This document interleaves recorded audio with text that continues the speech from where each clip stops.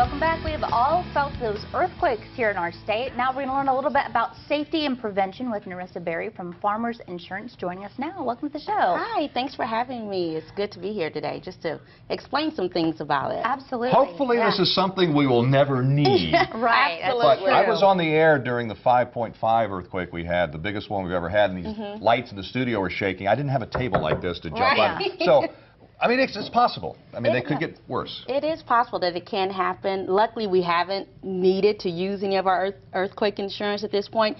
But I think the most important thing, as with any disaster, is to just have a plan in place. Just making sure that you and your family are protected and to protect your property as well. Right, absolutely. Okay, so what do you recommend? Like before an earthquake, what kind of safety things do we need to go over with our families? I would say before the earthquake, especially have a disaster kit. Okay. And that would be whether it's a fire, tornado, earthquake, just having a disaster kit to have some basic things where you would have water, because water obviously is important to have in any disaster. Water lines could break in an earthquake very easily. Absolutely. And, you know, having a first aid kit, because if things are falling, someone may get hurt.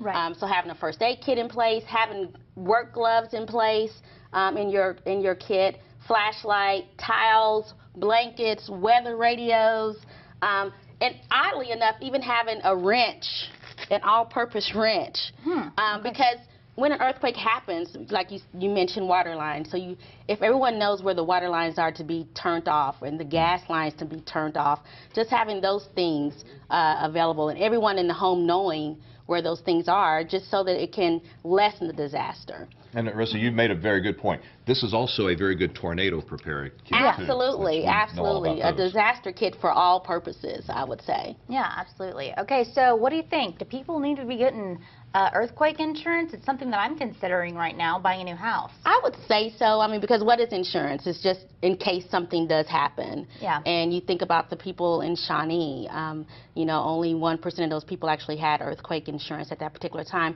That's something that we don't anticipate happening again anytime soon. However, right now, earthquake insurance in Oklahoma is so inexpensive.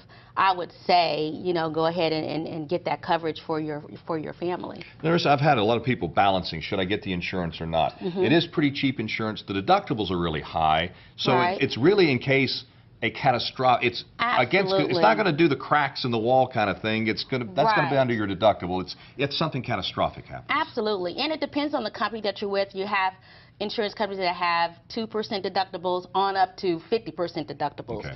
And as you said, how much you want to spend. Absolutely. And always make sure that you have masonry coverage on your policy as well, which in Oklahoma, that just makes complete sense to have. Bricks. Yeah, absolutely, because if we're going to have the catastrophic event happen, the masonry is going to be the most important thing that you're going to need to replace as well. Yeah, absolutely. So bottom line, maybe contact your insurance agent, kind of discuss your options. Absolutely, see what the options are. And, you know, make sure that your home is protected.